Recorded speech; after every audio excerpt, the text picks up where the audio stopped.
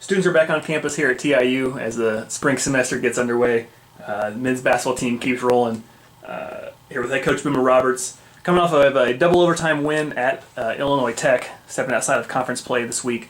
Coach, give us your first takeaway, I guess, from that game. First take is that we were out-competed for the majority of the game. We were out-coached for the majority of the game, but we found a way to win on the road against a team that was ready for us and really took it to us early on. Disappointed in how we got our guys ready to go, but really proud actually of the way we pulled it out. You know, we had some guys make really clutch buckets late, and we got stops when we needed to. Different guys. We didn't put together for 40 minutes, but we played well when we needed to, and I'm proud of that. A lot of coaches talk about learning lessons and losing. I would much rather learn lessons and win. So Illinois Tech is really well coached. They're a lot better than their record shows, and we're thankful to get out of there with a win and move on. Looking ahead, the next 3 games for the Trojans are up against 3 nationally ranked teams. First up, here at home, we have number 14 Olivet Nazarene coming to town on Saturday. And then next week, two tough road tests. Number 19 Robert Morris and then number 3 St. Francis, how that stretch finishes off. Looking at the Tigers on Saturday, you've done a little bit of scouting. What do you expect this weekend? We have our hands full. It'll be a fun day, you know, starting with the alumni who will be here this Saturday. We have a big group of alumni who are coming back and get a chance to hang out and talk with them, and it's always great when you have guys that have been there and done that, and we're building off the foundation that a lot of them started in the 70s and 80s and even before that. So that's a good deal, and our players are excited for that too. But in terms of Olivet, you know, after we mentioned Stritch being the class of our league, you know, they've won the league the last 7 years, I think it was.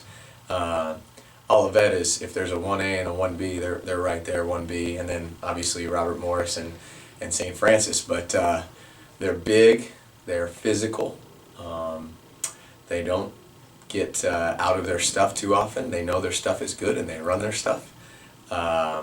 Their record, it does not really indicate how talented of a team they are. They have, starting at the 3 or the 4 or the 5, he can play all 3 positions, a kid who is probably as good as anybody in the country. He's leading the league in scoring and in rebounding, and he's just a really tough matchup nightmare. And then they got great size and strength around him and a lot of skilled players. And they have a coach who's a Hall of Famer who's been doing this for a long, long time, and he'll have them ready to go, I'm sure. But our guys are pretty jacked for the challenge that lies ahead of us.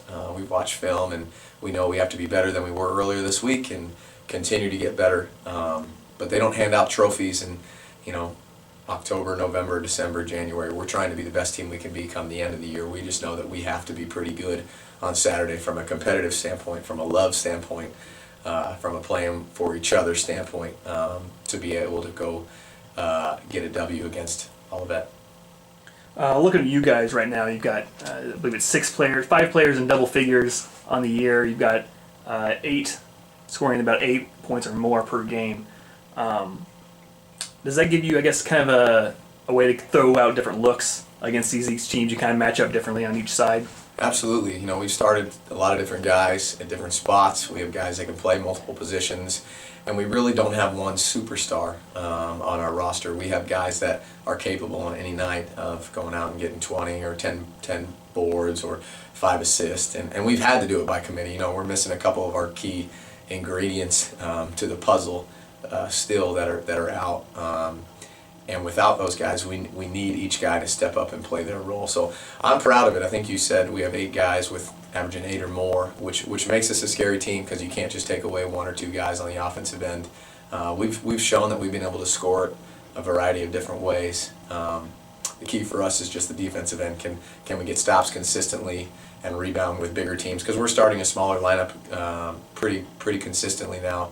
We know we're giving up size. You know, can we fight a little harder? Can we compete a little harder? Can we box out a little bit better to negate that size? And if we can, we feel like on the offensive end, there's so many weapons that it's difficult to guard us. Trojan Tigers tip off at 3 o'clock on Saturday. Coach, thanks. Thanks, Greg.